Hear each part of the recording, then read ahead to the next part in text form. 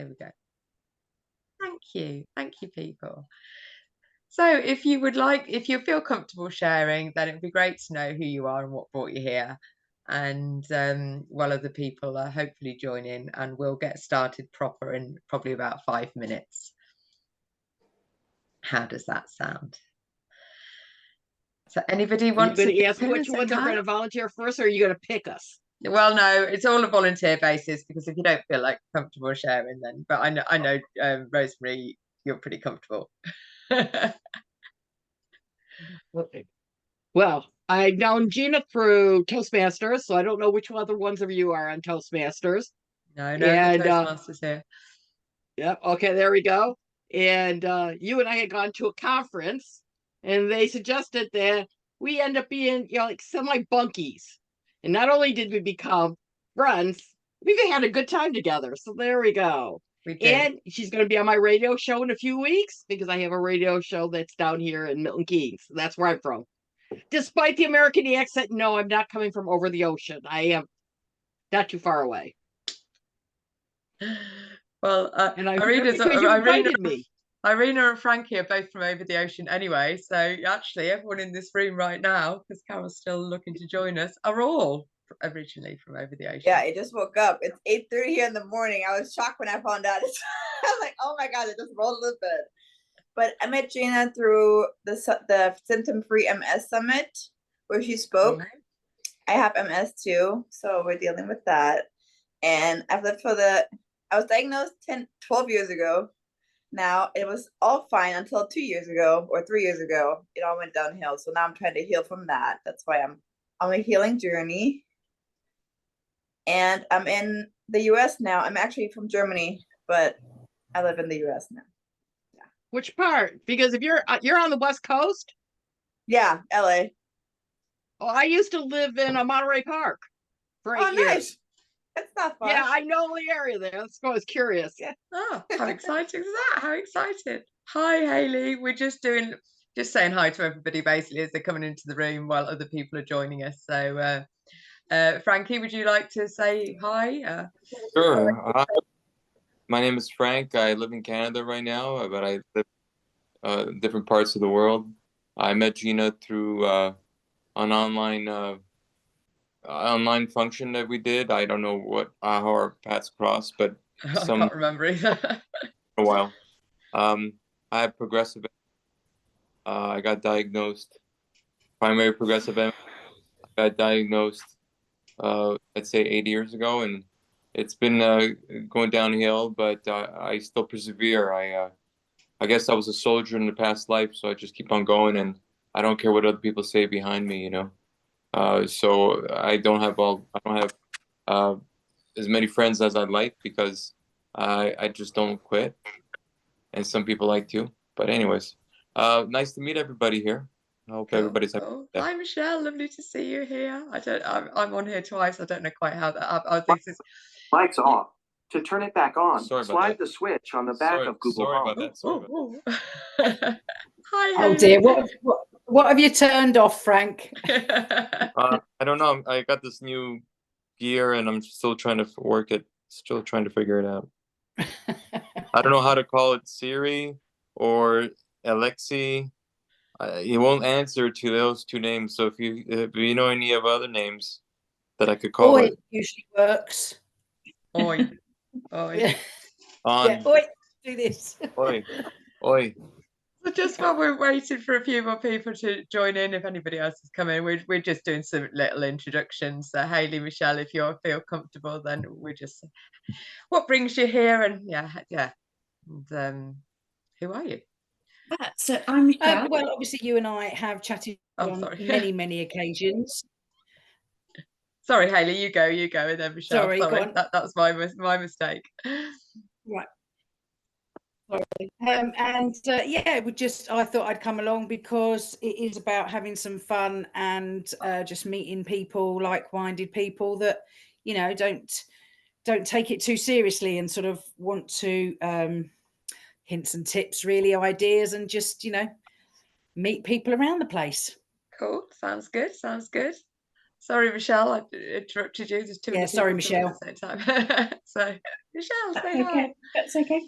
So I'm Michelle. I am a long-standing friend of Gina's. We've known each other a long, long time. Long time, maybe 30 years or so. I was diagnosed with chronic fatigue syndrome 7 years ago, and that changed my life considerably, as these things do. And it took me down a completely different path around. I was told there was no cure. There is historically, I was working in the city and in London in a global change program, and then my body and mind said, "You're not listening. I'm going to shut you down."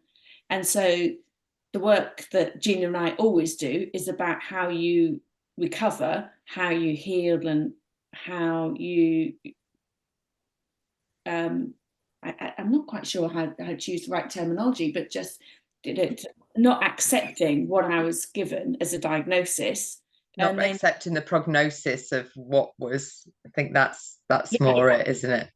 Yeah, and then discovering new ways and a different lifestyle and different strategies, and put things in my toolkit that I now have retrained, and I'm a mental health and wellbeing practitioner.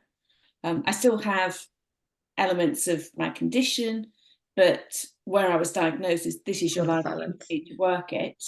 It's actually, I've found strategies and techniques that have helped me recover. Still recovering, because sometimes I take it for granted, and then it and lets me know that it haven't. But yeah, and so the work that Gina and I do together has very much been on that path of healing, recovery, and alternative therapies. So yeah, it's really cool to be here. Thank you. Yeah. And Carol, are you going to say hello, or are you wanting to be hidden behind the camera?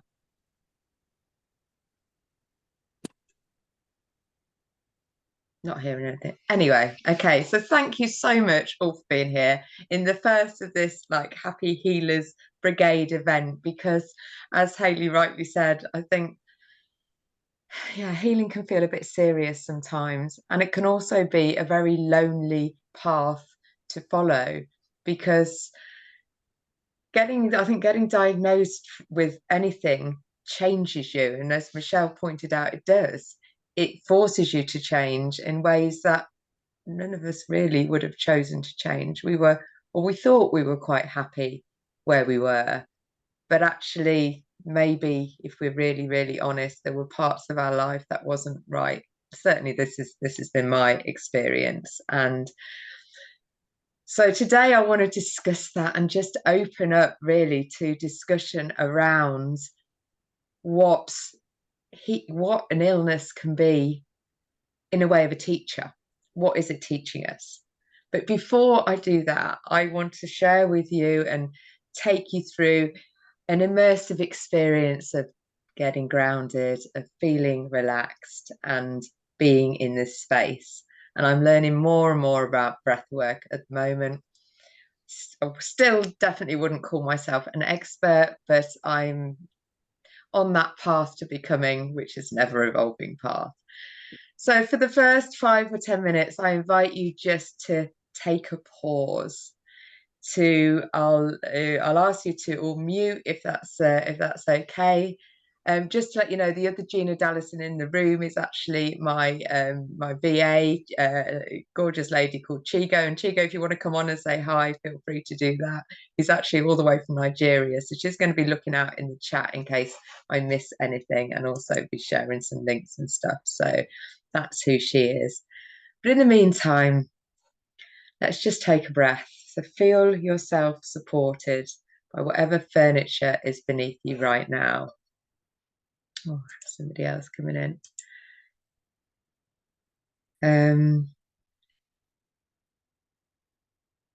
It's Martin. I spoke to Martin before as well.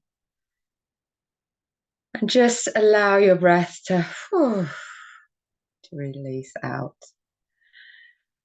I can see you're all sitting there nicely or lying there. That's it. Just absolutely let yourself be supported by the earth. Hi, Martin. We're just going through a breathwork exercise. So take this moment to relax. If you wouldn't mind just closing, shutting down your, muting yourself, and feel supported by whatever furniture is beneath you, and allow your breath to fall into whatever pattern it wants to fall into. It is beautiful space of just allowing your breath to be and do whatever it needs to do.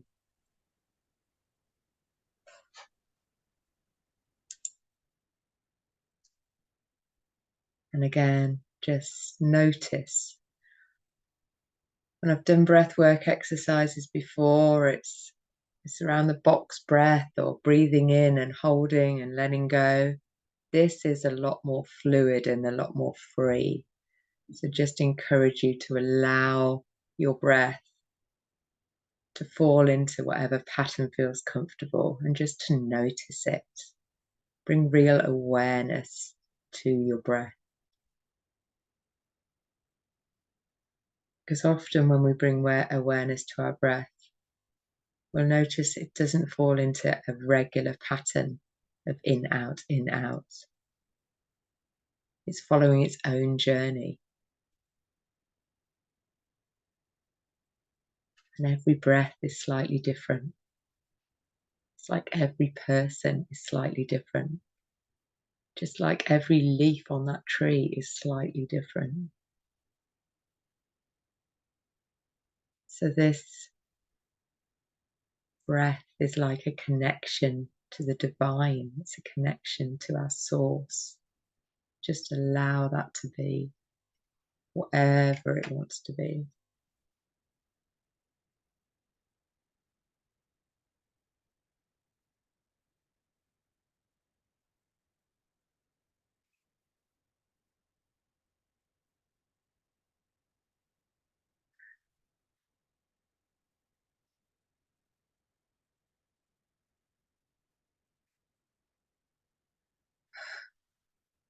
And if you've got any signs, sighs, or sounds that want to come out, just allow them to come out. You're all muted, so feel free just to let anything go.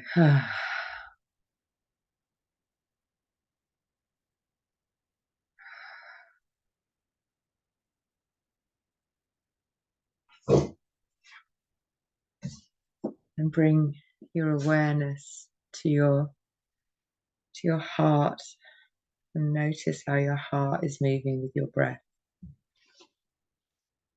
You might want to place your hands on your heart and feel the connection.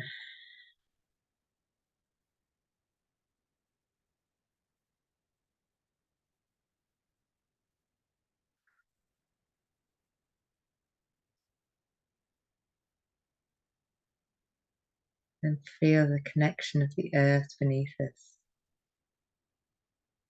Notice how body part that is closest to the earth is feeling. It might be your pelvis, or your feet, your thighs, or even your head. Your awareness to that connection. Just notice how the earth is feeling.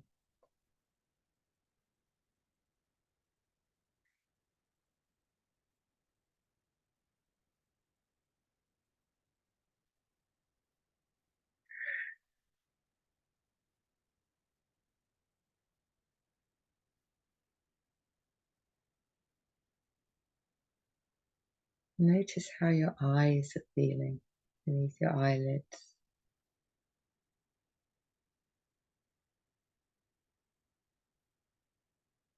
How your ears are feeling. And what, if anything, they can hear.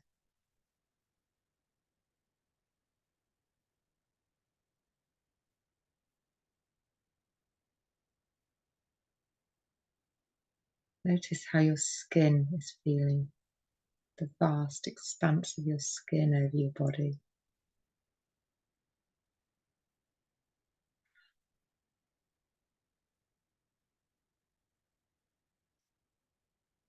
Then bring your awareness to your throat and your voice. Again, if any sounds want to come out, just allow them to release.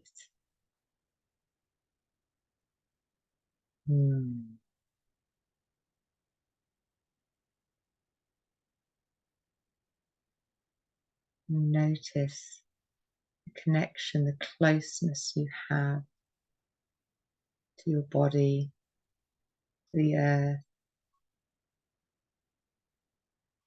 to each other.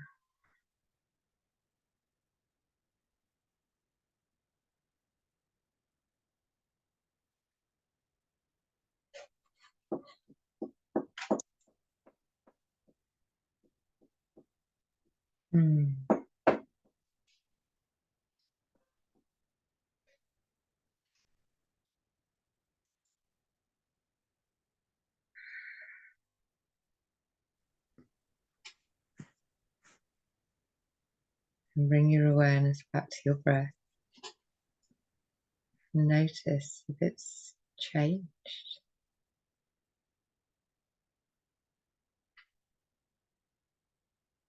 As we're in this lovely, relaxed space, just know that actually with any breath, you can take yourself back here at any moment.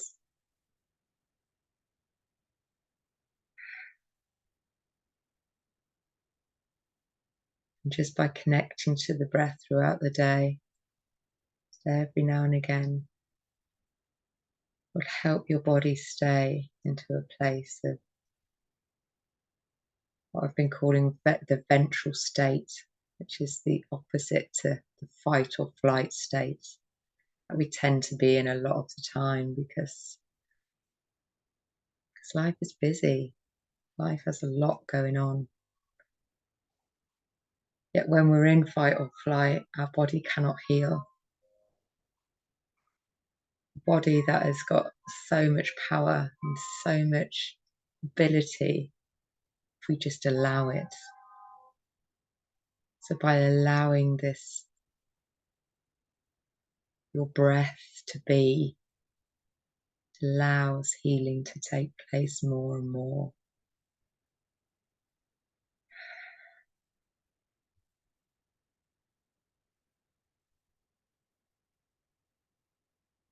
Take a nice deep breath in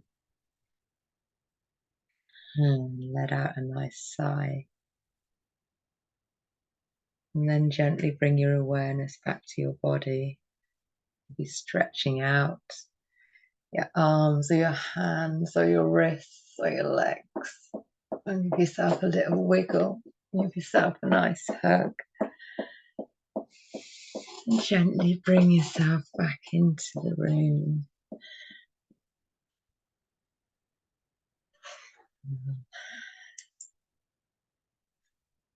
Thank you, Kalani, who's joined us part the way through our little breathwork exercise. So I hope you enjoyed it. Anything that came up for anybody in particular, or anything you liked or didn't like about that experience? Hi, Carol, nice to see you.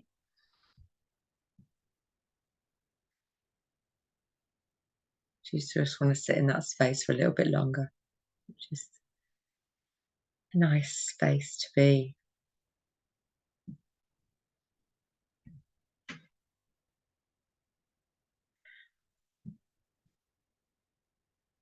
The next part of this, hello everyone, hello Kalani. We've literally just gone through a breathwork exercise, so I will send you the replay so you can go through and listen to that. I think it was only, I don't know, it wasn't very long, 5-10 minutes. It just enables us all to get into a space of calm and relaxation. I'm a pretty high energy person, and especially when I have a room full of people, I get really excited. So it was helpful for me just to ground myself and to set an intention really for our time together. And the intention will be that actually we do stay grounded. And when we're having conversations, to be able to do that in a slower pace. And I can feel myself even just talking a little bit slower as a result of doing that and being a bit more mindful rather than, yeah, I need to do all this. And yeah, so let's just breathe that through. However, I would like to have a bit of a discussion if people are open about the concept of illness being a teacher. And while I think everybody in this room has been challenged with something in the form of health challenges.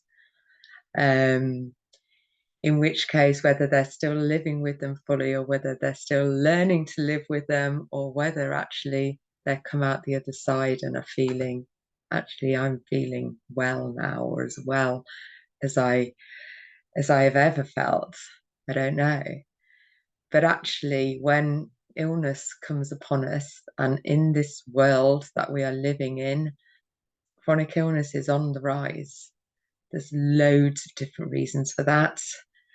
And we can get that's a whole nother subject matter to discuss.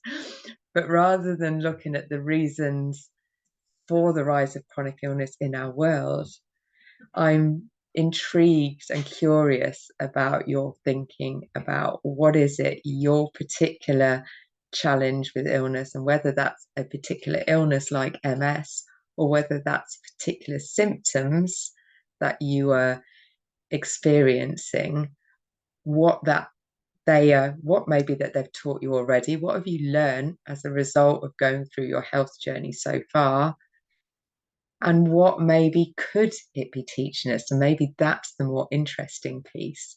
So if our symptoms are here to teach us something, and our symptoms are still here, which would then assume that I'm not listening fully, or I haven't quite got it, there's still lessons to learn, then what are these things teaching us? What are they here to suggest? So Kilani, thanks for joining that in already. Yes, so it's made me listen to my body more. That's something I am continually learning to do. How do you listen to your body? How do you take or fully respect what it is saying to you? And with regard into this, if anybody wants to say something, probably the easiest thing on the reactions on the bottom of the page is you can either put in the chat like Kalani's done, thank you, or the reactions, there's a raise your hand. So raise your hand, or you can all just jump in. I just think that might be easier if we so we've got some love from Hayley, thank you for that. And has anybody else recognized that they've learned something from their healing that's really worth sharing, that you think actually that was useful, or that was unexpected maybe? Kalani, yes, do come on. If you want to share your who you are, that would be marvelous. Yes, hello everybody. Hello. So my name is Adeyinka Kilani, and I have been living with MS for like 15 years now. And at first, I never thought of it as an advantage, because obviously MS is not a nice illness. Mm-hmm. But now that when I look back at it, I actually feel as if it's taught me a lot more lessons in life, Now, I don't, anytime I need to shut down, I don't really, I put self-care top on my list now. So if I'm invited somewhere and and the day before I don't feel any, I don't feel like going, or my body just says no, I don't feel compelled to do things because, just so that, I can make people happy. I realize that being myself and taking care of my body takes priority. So I think what I just do is when I need to shut down, I shut down, and I don't really allow myself feel bad because of what other people think. Brilliant. And yeah, I think if anything, it really does. And I've still got that to learn.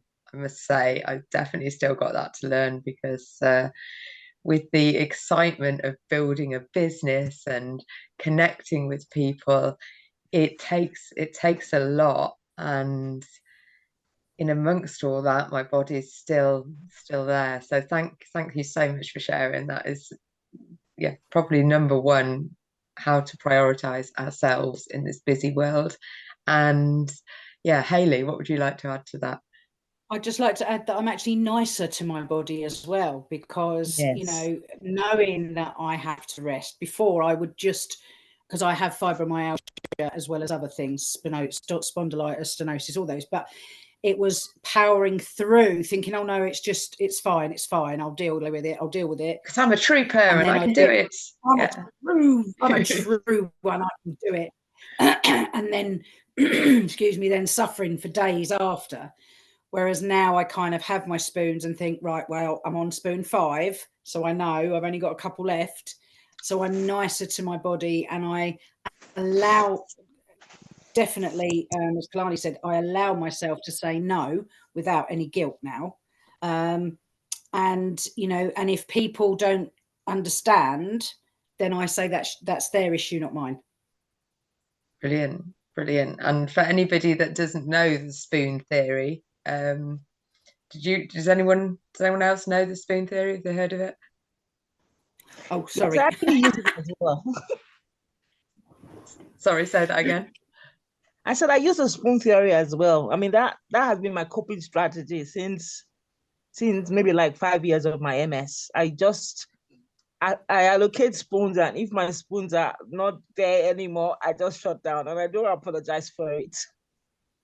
Brilliant. So the idea of spoons, it was an analogy that somebody used, and you can find, if you look up spoon theory, that just explains to somebody that doesn't have fatigue issues or maybe energy issues what it is like living with a condition that limits the amount of energy that you've got, and explains that you've only got so many spoons in a day. So if you're going to use a spoon for going shopping, then that takes maybe 2 or 3 spoons, in which case you haven't got the spoons available then to make tea when you come back, for example. So it's just quite a good analogy to use to people that don't quite understand where you are on the fatigue sort of level, and what it's like living with, you know, some of the illnesses and some of the conditions that we're gifted with, shall we say. And I think it helps you bite-size your day as well, because if you bite-size it, because, like, you know, some of us, it takes pretty much half of our spoons, for instance, to just get up, get washed, get dressed, and then we're done.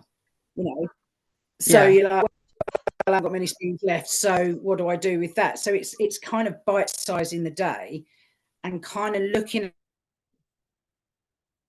at it in an overall. I'm not going to be able to do that if I'm doing this in the morning. There's no way I'm going to get to that. So just know and accept that you're not going to do it. So don't think you're going to do it and then feel disappointed. Don't beat yourself up not doing it. Hi, Indu. Thank you for joining us. Sorry, I'm late. That's okay. You've missed a nice relaxation, so I'll send you the replay so you can go and have a look. And we're just discussing now the lessons, I suppose, that we've learned from living with illness, and various people in the room have got various different illnesses and conditions. And what's come up so far is the importance of prioritizing self-care and prioritizing each one of you as number one in your to-do list. Because I don't know, I tend to think that actually that's a lot of what it is. It teaches us all it, but nobody else teaches that to us early on in life. Nobody teaches us that actually putting your needs above everybody else's is important. In fact, quite the opposite, isn't it? Quite the opposite. We're taught to listen to our parents and listen to our teachers and listen to our community leaders and do for other people. And it's seen as being selfish to to look at ourselves first. And yeah, and in a world where chronic illness is on the rise, I think this maybe has got to be the biggest lesson. But then how do you teach that to people that aren't ill? Because it's almost like we need to get to that place before we fully appreciate. That is a super challenge. That is a super challenge. So is there any other lessons that people have sort of taken from where their journey so far, and that you think are worth sharing?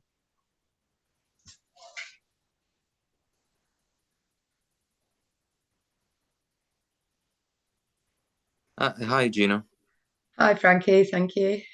Hey, no problem. Do you mind if I make a comment? No, of course. Okay. Well, I've lived with this disease for quite some time. I got diagnosed back in 2016. I was in Alberta.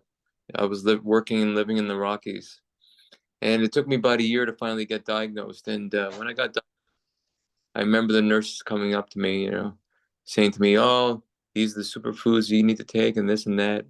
And I started laughing, and she's like, "Why the heck are you laughing?" I said, "Oh, because I've been taking these superfoods for years." And then she looks at me and she says, "Well, imagine where you have been if you haven't been taking it." So I don't know. I mean, wow. I'm part of the MS group. There's not too many guys there. It's mostly ladies. Unfortunately, MS is not as hard hitting from what I've been seeing since I've been living with this diagnosis. The men seem to be dealing with it a little bit more harshly. I don't know if it's their hormones or maybe they're having a tough time dealing with their ego. Ego has a big thing to play. And I think ego is a big thing for men especially, because it's hard for them to let go of what they were and where they are now. Like I was an athlete, I was really into health food and working out, and now I'm in a wheelchair, and I did my best not to be in the wheelchair, but God damn it, I still got into the wheelchair. So I look at life a little bit more differently now. I just cherish the moments that I have. That's all I can do. I don't know what's going to happen tomorrow. That's how I am. That's how I feel. That's what I've been seeing around me. I had people here in Canada where we're allowed to legally commit suicide through the aid of it's still suicide. I don't know, assisted suicide. So two people that I know in the MS group have done that already, assisted suicide, because they just can't deal with the illness. And it's a growing thing, and it's sad that Canada allows that, but seems like that's it's a sympathy. It helps certain people. So would you say then that the sort of lesson in all that really for you is to like you said, cherish every moment, but live in the moment more? That's all you can do. I don't know what's gonna happen. I don't, like. Well, that's it. Well, and none of us do we? Even if you haven't got an illness, you still don't know what's going to happen the next day. And we tend to take things very much for granted until they're not here. Yeah. And I think one of the things that is teaching me is to, like you say, appreciate what we have right here, right now. Because even just this space, the fact that we've all connected in this room is quite beautiful, and we're sharing experiences, and that wouldn't have happened if we hadn't got ill. We might be doing other things, but it wouldn't have been this one. And I don't know, one of the things as well, I think my MS has taught me, I don't want to necessarily call it my MS, but the MS that is living with me, the symptoms that are showing up for me, was that I was on the wrong path. When you get a diagnosis like this, and you'll know that it does stop you in your tracks. You've got some big decisions to make, and none of them look very fun. Sometimes it's hard enough to decide what you want to have for dinner or where you want to go on holiday, but at least they're fun decisions. But what medication to take and how to deal with the prognosis that is given with a load of fear is not a nice decision to make. So I think it's definitely helped me make decisions. It's helped me become a lot more sure about what's important to me in my life, get clear on my values and what I value, what is important. A bit like you were saying about the spoons, what are you going to spend your spoons on? Spoons, the spoon energy almost becomes a more valuable, well, it is a more valuable currency than money. Yeah, we all know what money is, and it stresses us out, and it can bring us joy when you get a sudden windfall, but actually the currency of spoons is a lot more valuable, really. Certainly. Hi, Raisins. We're just discussing what the lessons that we're learning from our various symptoms and illnesses and things, and actually how that can maybe shift the way we think about it and the way we accept where we are now. Yeah, so if you've got anything to add to that, then feel free to jump in. It's an open forum. Just so you know, I am planning to we started at 4:30, didn't we? So yeah, to sort of close off about in the next 5-10 minutes. But if you've got anything to add, feel free to jump in. And I'd just like to say as well, it's almost like a grieving process for who we used to be. Because I was listening obviously to Frank, and probably all the others are the same. I was a go-getter, and I was, last woman standing on the dance floor. I was, everywhere. Hayley was everywhere. And sometimes I have to accept that Hayley's still a nice person, and she's still fun, and she can still have a nice time, but just differently. And I had to kind of go through a brief of, well, she was great, but Mark II's pretty good too. Yeah. I love that idea of like different doesn't have to be bad. In fact, if we fully accept different, then actually different can be amazing, can't it? We're starting this journey into a different way of being. And yeah, I love what you say, because I totally resonate with that, and I'm still a little bit like that, really.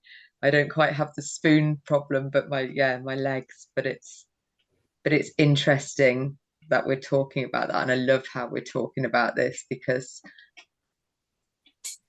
letting go with love of the person that you once were and moving into the new you, if you like, is, like you say, it is a bit like shedding. Well, I liken it a bit like shedding a skin to, if you were a snake and it sheds its skin, and that must feel really uncomfortable. I don't know what a snake feels like when it sheds its skin, but it must feel uncomfortable, mustn't it? It must feel really weird to have a skin come off. But then what happens is it grows and expands, and that's what we're doing. And I think if we can use an illness as an opportunity for growth, which is what I was talking about in my copy, then actually, does it become something that we embrace a little bit more, something that we maybe even enjoy a little bit more? Rosemary, you were going to say something. Call me. Sorry, I can't hear you, Rosemary. You're on mute. There we go. I have a button. The button, just because I'm clumsy. One thing I've learned is I'm not as serious issues that you have, but of course, getting older than dirt, we do have our own types of issues to begin with. Me, it's when I had a minor stroke a few years ago, and then it got diagnosed as diabetes on top of things. Whole life. But one thing I've really learned after I went through the initial shock of, okay, I got to change my lifestyle, is now I've learned not to apologize for what I used to do. Oh, I'm sorry, I can't walk like I used to. I'm sorry, I can't do that. And when I was with I went on holiday with my children, my grandkids, it's my son said, Mom, don't apologize. This is you now. Yeah. So I've now taken active steps on not apologizing for what I used to do. I used to dance. I used to do this. No, I do this now. Yeah. It doesn't always work, but I give it a shot anyways. Well, I think it's the energy that you bring to yourself with regarding to apologizing, because I probably do it as well. Oh yeah, sorry, I can't quite do that. Or yeah. So thank you for the reminder.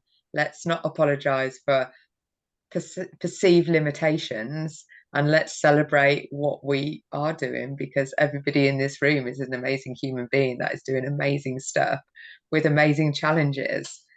And I think, well, certainly the work that I'm doing is about embracing those challenges to bring more joy and happiness into our lives, rather than getting caught up with the grieving. Like you say, the grieving is a process that we need to go through, but we don't have to sit in it forever and ever. We don't have to lament on, what once was, because every part of our journey is different.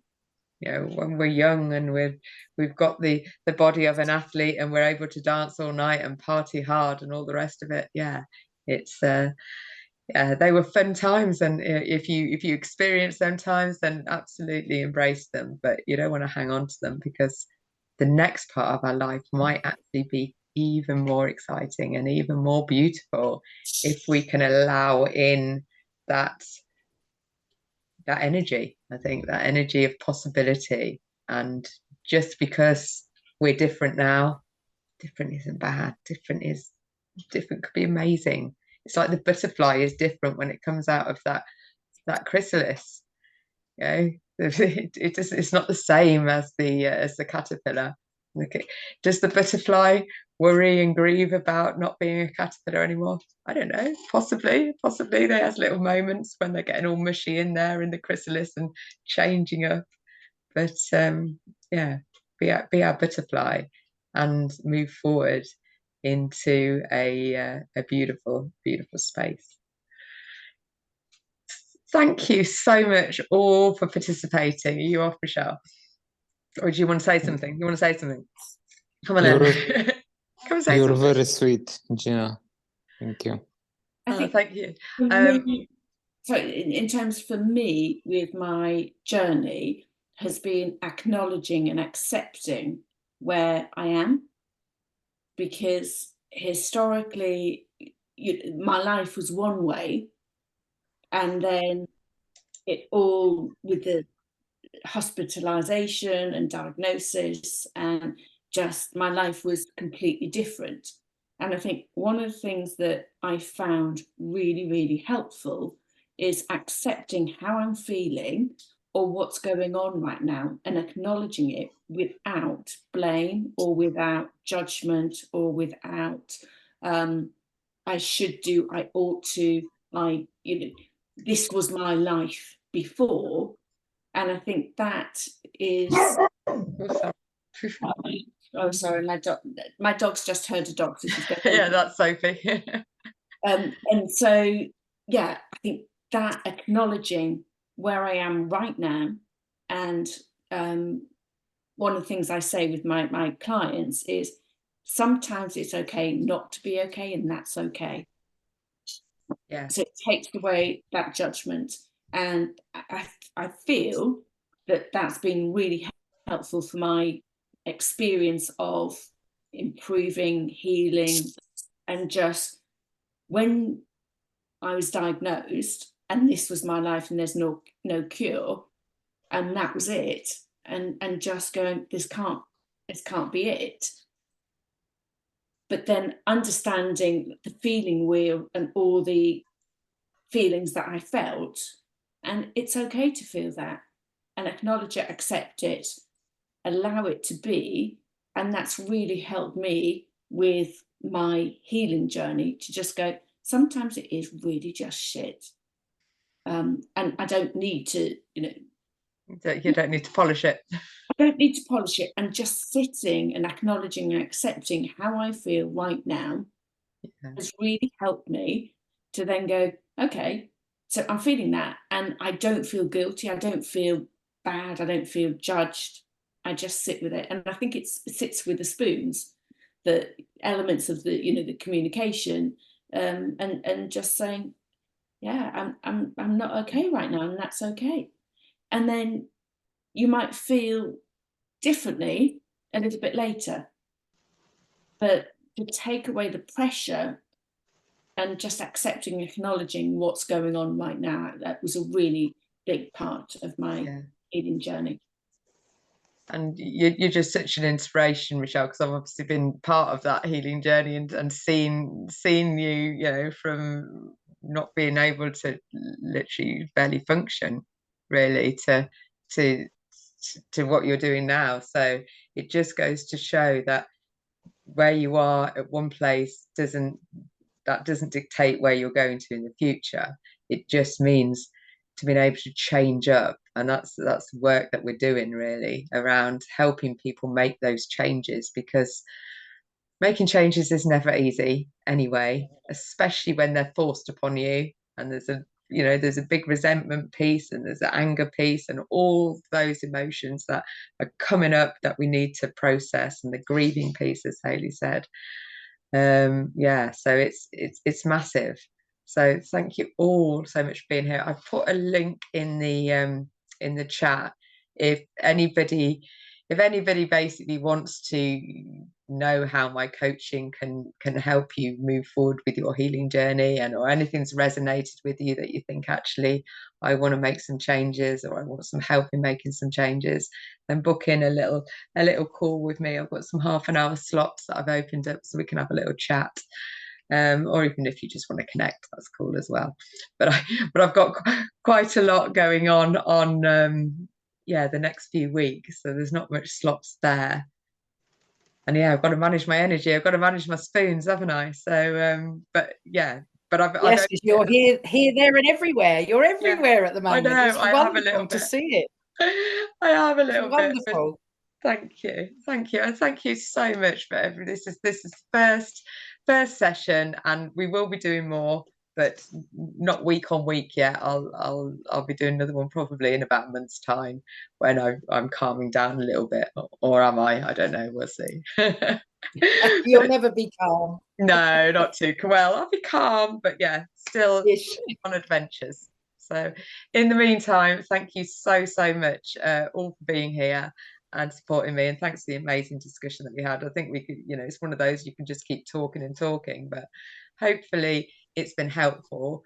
And I would really appreciate if you've had any thoughts or anything that you enjoyed or didn't enjoy, then just ping me a little message and say, this is what I like, or this is what I got out of it, and we'll be sending a little email with a replay and stuff, so you can have a little look back if you want to redo that relaxation exercise that we did at the beginning, because that's always good to have. So thank you, Rosen. Sorry you're a bit late, but you missed it. And in the meantime, I will see you all next time. I'll let you know when it is. Lovely to meet you, Kalani. Thanks for participating. Thank you. Thank you. Thanks very much, Gina. Take care, everybody.